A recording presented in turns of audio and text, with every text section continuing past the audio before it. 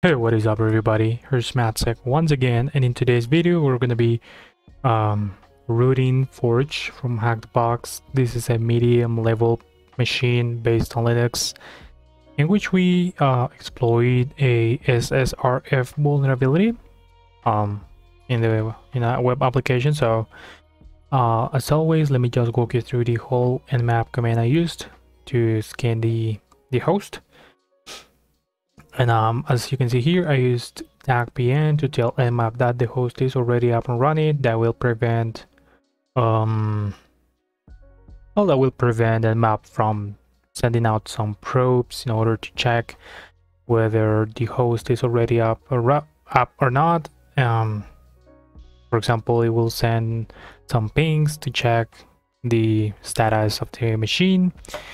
Also used SV to perform a service version detection scan, particularly appending this column right here for version, so we get some specific versions.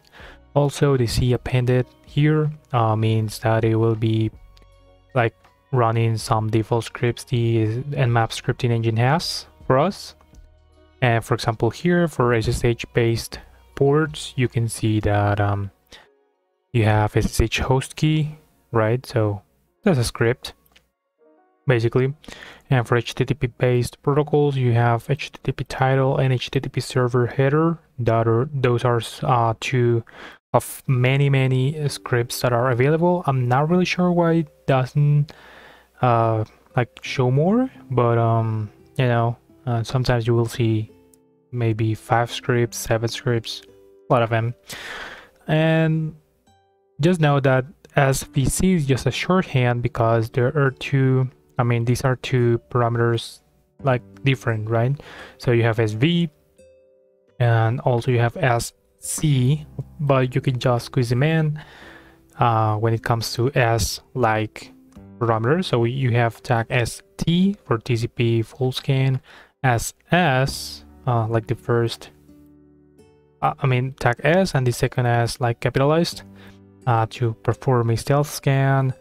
Well, several others you have, right? So we have also minimum rate of 500 packages a minute. This is because we are over a VPN and this is just a CTF, so 500 packages a minute is just about right for me, since I've seen some folks using more than that, even 5,000 packages a minute, which is for me crazy because it has made me lose a lot of information, right?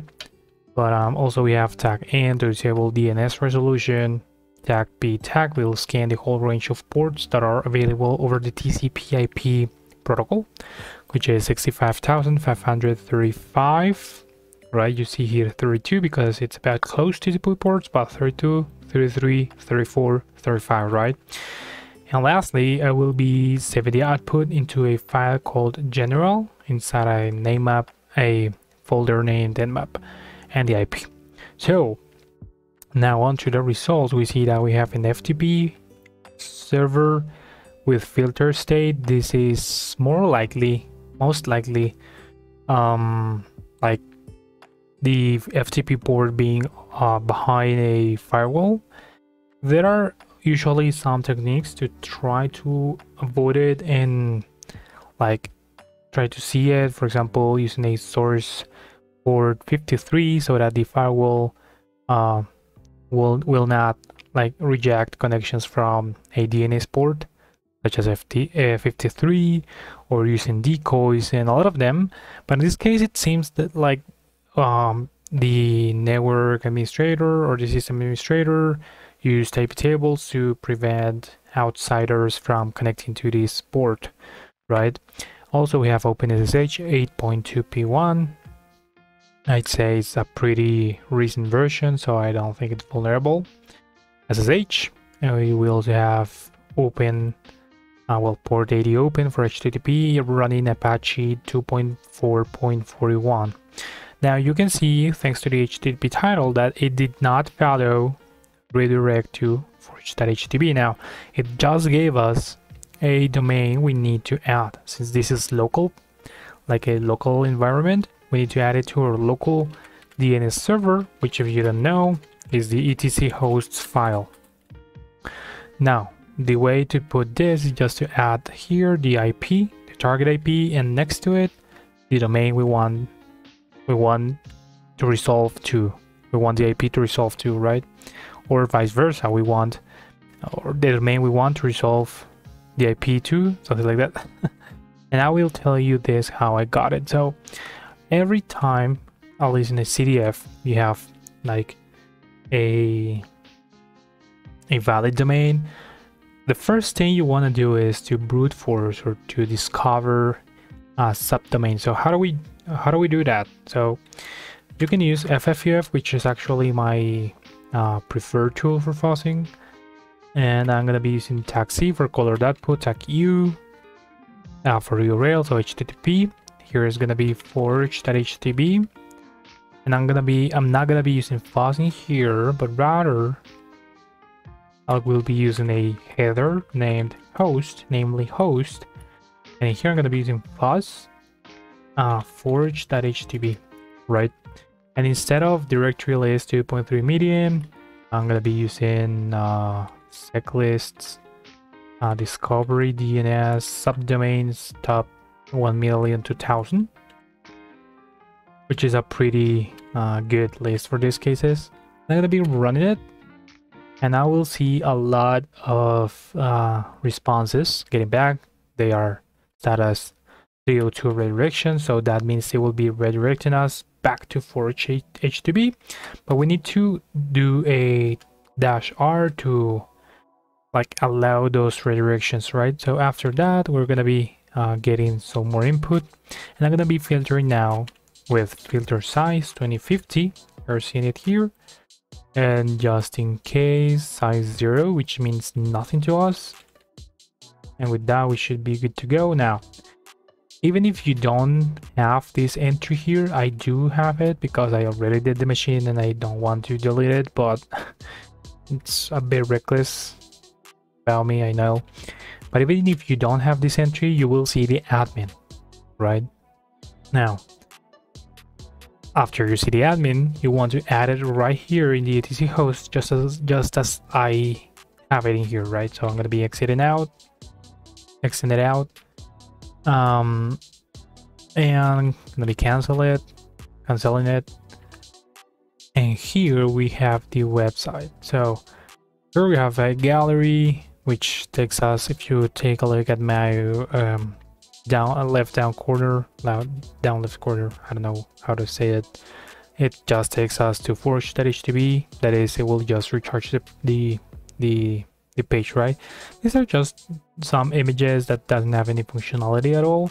We'll have here an upload an image, and it will be taking us to a upload endpoint. So let us go there, and we have two options in here, upload local file and upload from URL. So first of all, I want to check I just like to see the normal functionality, how it works. Like I like to wrap my head around the web application, know the expected functionality. And I just previously downloaded a image, app.jpg, which shows a puppy, husky, I think. So before everything else, I'm gonna be inspecting the requests, and I'm gonna be using my burp suite here in Foxy Proxy. So I'm gonna be clicking submit, and we'll be seeing it here. So I will make sure to send this to the repeater forward, and it gives us file uploaded successfully to the following URL. So let us take a look at that. Let me turn it off. Let me disable this. Let me remove the S because it is there automatically. So look at this. So something interesting. First of all, I see that the image is stored in a file with a random name, but it doesn't hold the JPG extension, PNG, whatever it is, right? So even if I try to upload a PHP shell. I mean, imagine this test.php file is just empty. With this, I would like to test whether or not I can upload non-images files. Basically, I want to test if I can, if the web application allows files with different extensions. Otherwise, I would try to bypass them. For example, using .php, .jpg, just doing it in order for the web app to accept my file. It's gonna be uploading it, and it does upload. And I'm gonna be seeing this, and it says the image, whatever, cannot be displayed because it contains some errors. Now, that comatic downloads test.php, that test.php is not actually empty, but it has a basic web shell in order to execute commands via the CMD. Now, I can try it, but it won't work, right? That's because this is not itself a PHP code. Now, I want to see if I can like see the contents of this file. For example, here I can do inspect. Actually, yeah, I can do inspect, but yeah, I don't see my code in here. It's like you don't have any way to execute it. I also can hit Ctrl U to view the source code. But what about if we try to check the contents with this curl? Well, then I will be seeing the contents of the file, right? So the contents are actually there, but we cannot execute PHP commands, for example. So we should definitely try other way, right? Now this in repeater, I'm going to be naming it like file, yeah, something like that, so that I can upload any files later. And I can try to upload from URL, right? So first things first, obviously I'm going to be trying to host something in here like Python 3 HTTP server, just because I want to check if this can like reach my server. So HTTP 10, 10, 14, 15, and whatever that doesn't exist, copy it, and let me send it to my Burp Suite right away for further occasions, further testing. So submit. I'm gonna be hitting Control R to send it out to the repeater, forwarding here, turn off. That should work. So okay, great. So it tried to reach my server, but it didn't find my my whatever file, obviously. So it returned a 404 not found, right? So well, at this point we can try several things. Now, right now, remember we have an admin forge.htb. I'm gonna be adding a / at the end just to having it redirect me to the site itself and not to Google, basically. So look at this. This is interesting, and this is super fantastic to learn server-side request forgery. So we cannot access this. Only localhost is allowed. We cannot access admin.forge.htb, but we see here that there's a functionality in which the web application is making requests on behalf of the server itself, not us. So if I can, this is the target IP, right? If the target server can reach my IP, external IP, what about if we were able to, from this IP, the server itself, reach the local host? Internal resources such as admin.forge.htb, right? So only local host is allowed. Obviously, you won't see any like title, HTML title on any real world website telling you only local host is allowed. but we need to suppose that it is, because it usually like that. Like servers can communicate to localhost, right? So might be able to try that. So to achieve that, sorry. So let me go to the repeater in here and upload post. So let me Control Shift U to URL decoded. I'm gonna be sending it, right? So at first I can see here that I have this link. So I'm gonna be using strong and searching here so that I can check the auto scroll to match when text changes. What happened there? The hell? Okay, auto scroll, cool. So if I'm here and I set it, it will take me back so that I can see the IP, sorry, the download link, the uploaded file, the link basically. So okay, so I can access whatever. So localhost, damn it. So what about if we try to access localhost? Right, first things first. And it says URL contains a blacklisted address. Okay, cool.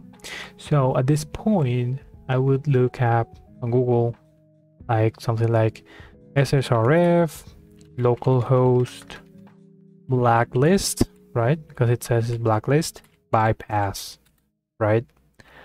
And you would see several, well, a lot of resources. I'm gonna be checking this one from Vicky Lee, and she has very great content. So waitlist only. Well, shit.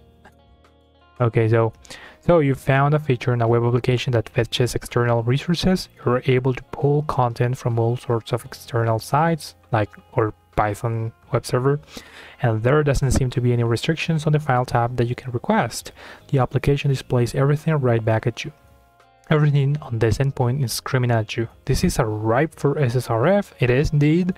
So you start typing in the magic digits 127001, but a mere second later, the server comes back with an unexpected response.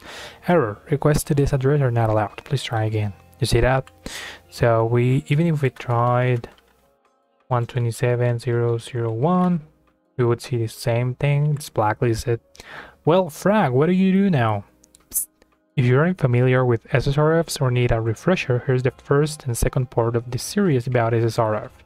But that's definitely worth checking later. And look at that, SSRF protection mechanisms, bypassing whitelists. But what the hell did I do? Yeah, you're on the blog list. Okay, that was the other way around. So let us check, like, scroll down a bit and look at this. I mean, apparently we can switch the encoding. So if we put the same address but in hex encoding, we should be able to reach it. Let us try that. That might seem like unrealistic at first, but look at that, it worked. So we basically bypass the restriction and we're able to execute or to reach this. And actually, let me see that. All right, first let me try another one. Let me try this, for example, because I'm not really sure. Oh, it works. Let me try to see that link. Local as this link, damn it.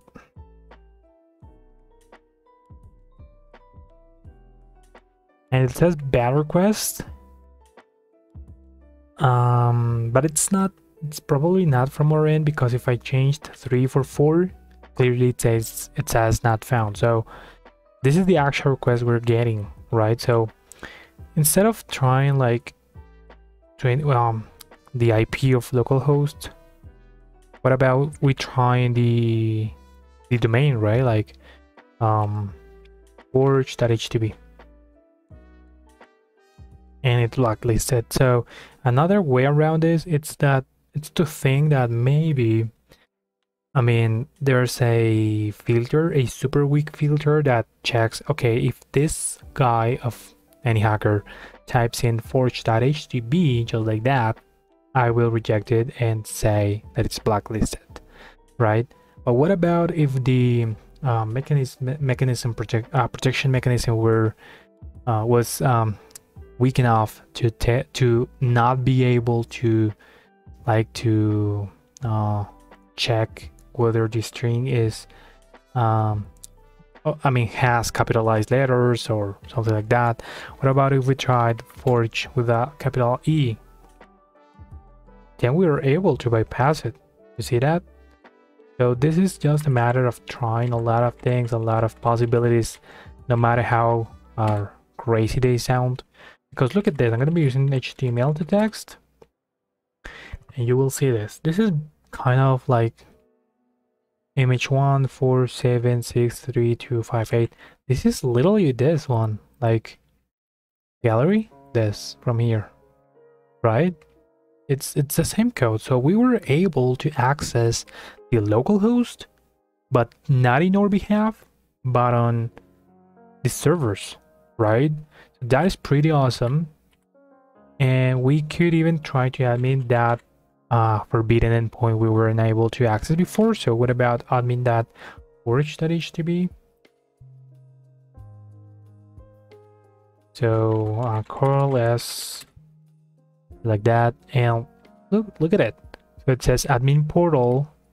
Remember that it said only localhost is allowed. Well, maybe we're actually communicating from localhost. I mean, it's the server telling itself, hey, give me that resource, right? We have a portal home button or option, like, you know, like something you can click on to take you to the portal, something to the announcements, and something to an upload. Now this upload, it's not like the same resource as this one from here, since it's using vhosting. So forge.htb/upload is not the same of admin.forge.htb/upload, right? So let me try to access this resource here, announcements. I'm gonna be copying it and Control S again, just like that. And well, I can see now some announcements, right? So first off, well, let me HTML to text. I'm gonna be sending it to content announcements. All right. So cat, and it says an internal FTP server has been set up with credentials as user head of security. That is fantastic. Now we have a credentials. First vulnerability, second after SSRF and unrestricted file upload and extension bypassing, whatever it is.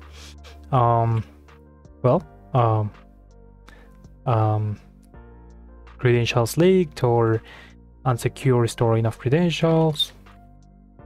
So let me do creds and just like that. I'll be saving it like that just in case I need it in the future. Now it says, look at this, the upload endpoint now supports FTP, FTPS, HTTP, HTTPS protocol. So I wonder if I used here, for example, FTP instead of HTTP. This is the regular, the regular upload endpoint, right? FTP, and it says invalid protocol, supported protocols HTTP. Okay, so apparently no matter what we use, it's gonna be asking for HTTP and HTTPS only. Okay, let's use HTTP now. What about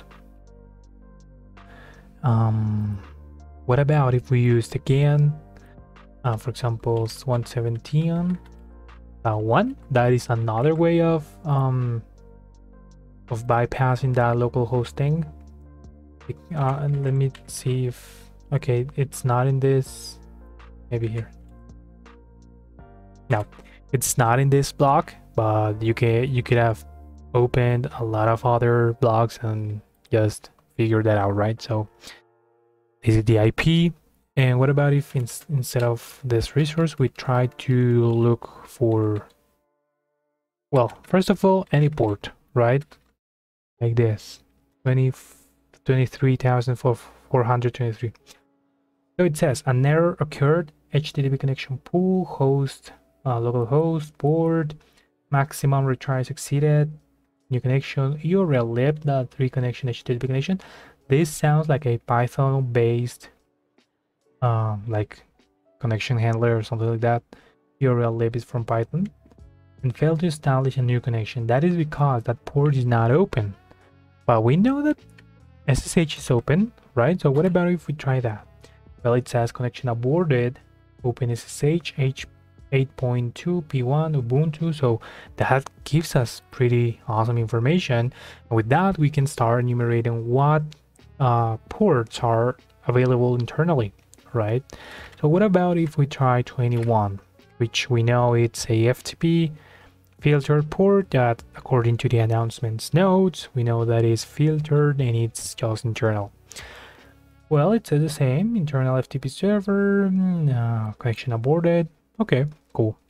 However, I'm gonna be saving this thing as old upload, and here admin upload, right?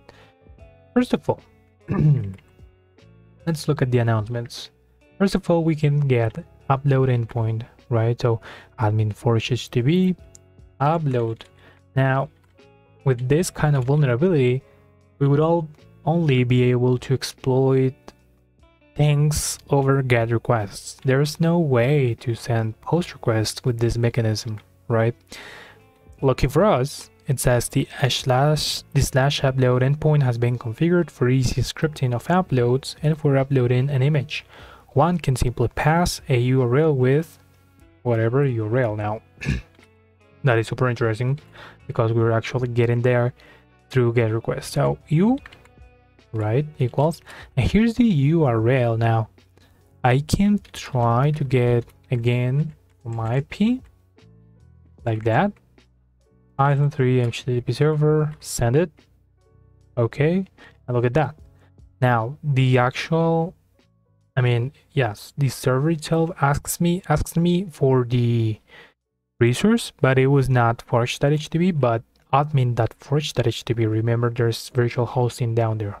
So, instead of this, now that it supports FTP and FTPS, what about if we try to, log in the FTP server using head of security and this thing? Instead of HTTP, let us try to use FTP, right? And then, well, basically 127.1, just in case the mechanism filter is still there. Like, we do something like that, and you'll see URL contains a blacklisted URL. So let's just cut it out, and actually, let me just use one dot. Oh, yep. So here's something. And if we check this CoralS, you will see that it says the internal server encountered an error, whatever. It's expected, right? Because we haven't specified user and head of security. Now, if you didn't know, again, you can just log in FTP via HTTP, something like that. And well, you just need to scroll down a bit until you find the answer. I found it this way. Authenticate FTP via HTTP, whatever. I'm just trying several things. Get request, probably. And okay, get FTP.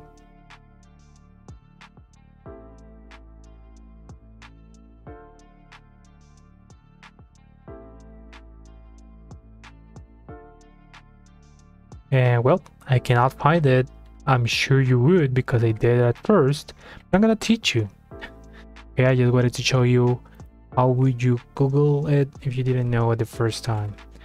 right? So the way to authenticate, and this is basic authentication that works in HTTP and FTP and SSH, I think that as well, it's by using user that basically the credential. So hey of security.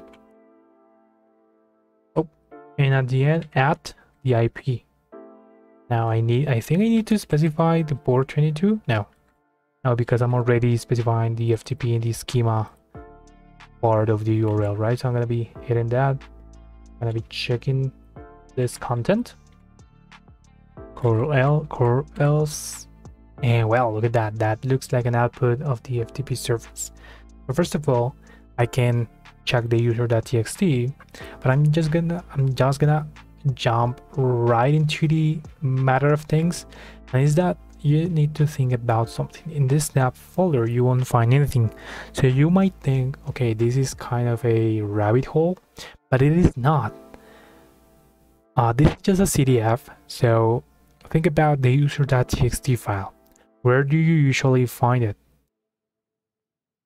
That's right, in your home folder, in the user's home folder.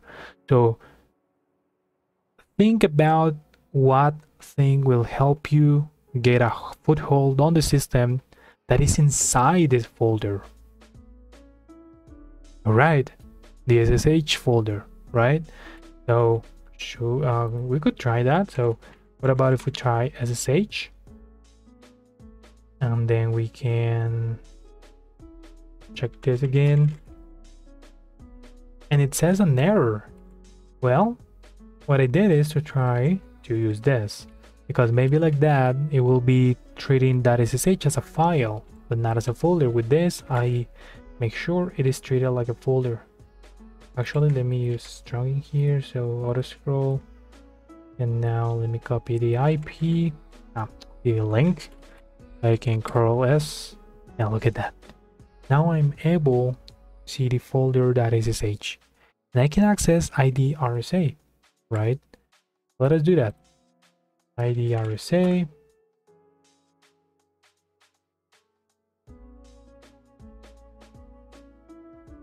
And look at that. Now I have a RSA key, an SSH key. So I can do this and save it to ID RSA. In order to get it to work, I'm gonna be using Shamat 600 ID RSA. So first of all, look at this.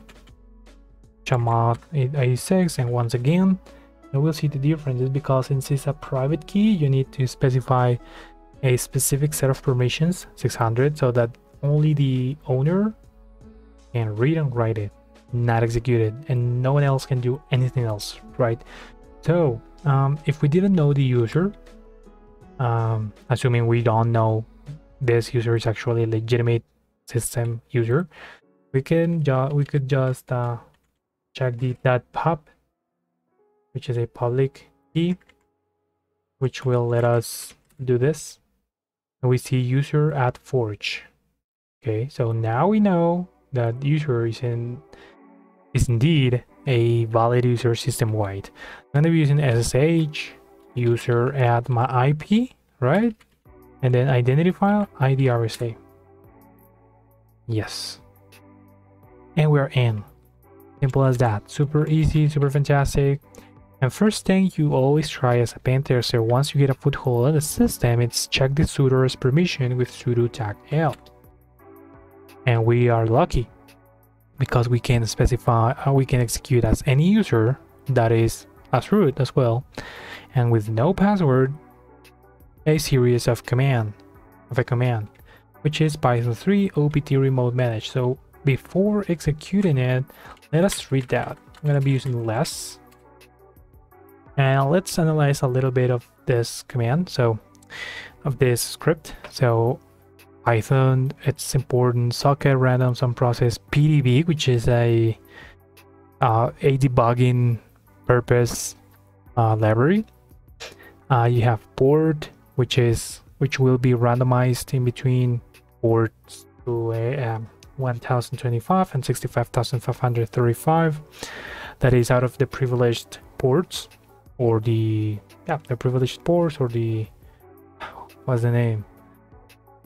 Yeah, privileged ports. Let's let it like that. So we have a socket in here, initializing the socket. It's setting up the socket on localhost on the port, whatever it is. It's listening on localhost, it says here.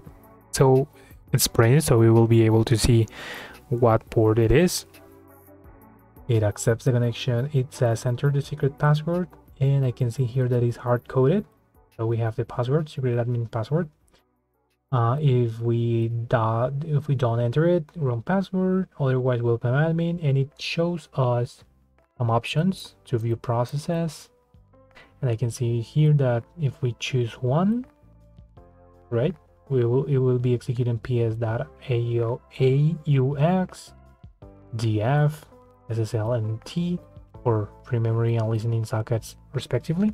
And if we hit 4, I mean if we enter 4, it will be quitting and client success by and break. And I see here an exception, and it says print e and pdb.postmortem. The first thing that comes into my mind is to try to, maybe, I don't know if that works, but I would try to hijack these commands. The path of these commands, like I would create, for example, since this is running as root, remember we can execute it as root, we should be able to create a malicious PS script or DF, or DF script that instead of executing the actual DF located at probably user bin DF, it will be executing ours, sending us a reverse shell or whatever we want.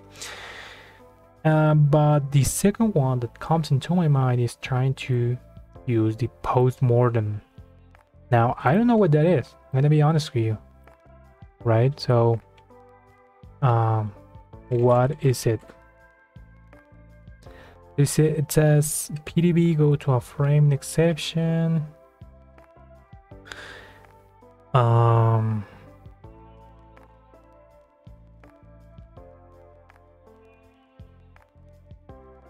Okay, so from here you are dropped into a PDB prompt to start execution. You use the continue or C command. I've used this in the past, but if you didn't know, you would do this. So if the program executes successfully, you will be taken back to the PDB prompt where you can start the execution again. But this is kind of like a breakpoint that if we happen to trigger an exception, it will take us to a breakpoint. The developer probably had this for debugging purposes. I mean, it's like a unfinished script, right? But now I would be like curious about PDB breakpoint. I don't know, RC, remote command execution.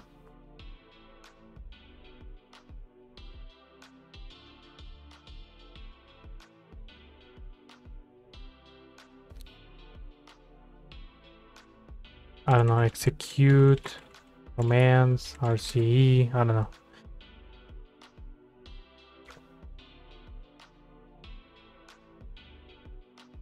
So it says here Python PDB queuing up commands to execute. Let me read a little bit more about that. How to debug Python code? No.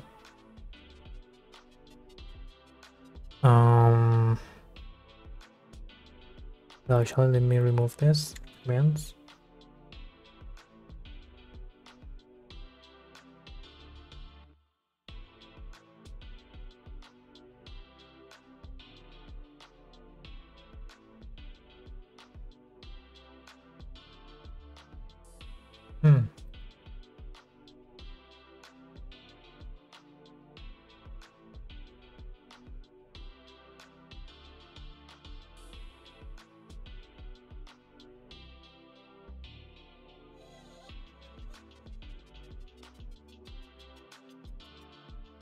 Okay, so I'm not really sure how would you be able to know this without having worked with PDB in the past. But I'll tell you this. Once you enter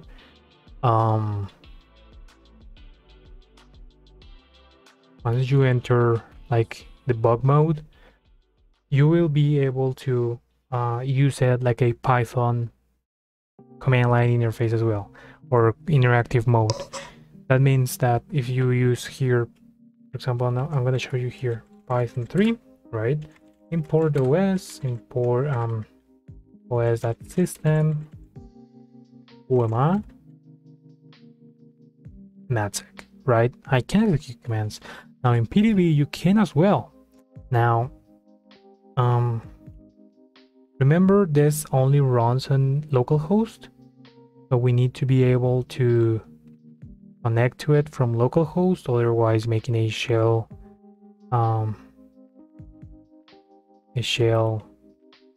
thing. Like, let me see if I can trigger it. Like, nope. Okay. How was it? There you go. I'm gonna be using L. Well, actually I can.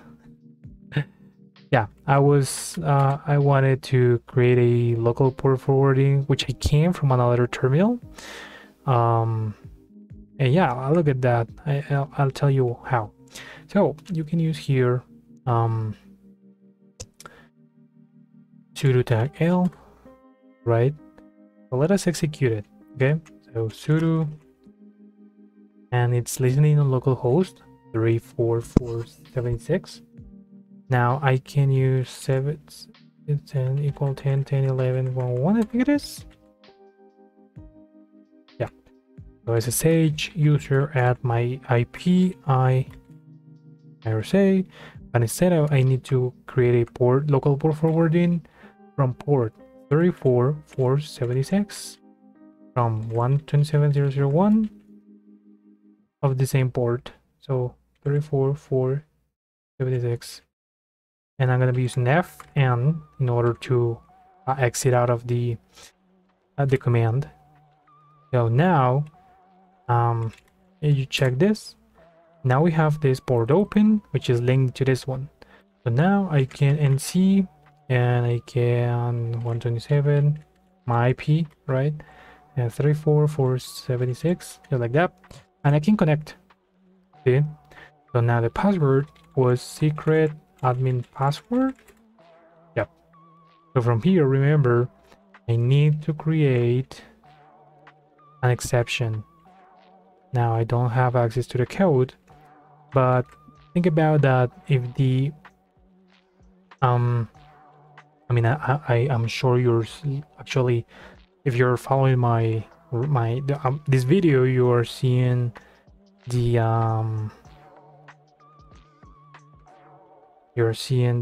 code, so you will know that it actually expects a number that is an integer. So in order to throw up an exception, what about if we tried a string instead of an integer? So if we do that, you see that above, so it catches the exception, it takes us back to the debugger, and now we can do several things in here. Now PDB has several functionalities such as list, or lines, I think it is, that it stands for, and it shows what line are we at the moment of the program execution, and we're here, right? Obviously you can set up a checkpoint at whatever point you want, so that would be useful. If you use C, you will continue, so I want. But look at this, what I told you before. So I can import OS, and I can os.system, so UMA, and I'm root, right? So what about if we try OS system and then spawn bin bash, right? Control L, ID, I'm totally root, right? Totally functional root. So let's go to root, cut root.txt, that's our flag. Go and read the user flag if you haven't already. That's it. I think this is a pretty fantastic concept, kind of new. I didn't ever see it well in any Hack the Box machine, so it was pretty interesting for me at least, and I hope you guys did like it as much as I did. And that's it. I'm gonna be wrapping it up here, so I'll see you guys in another video. All right, thank you very much for joining.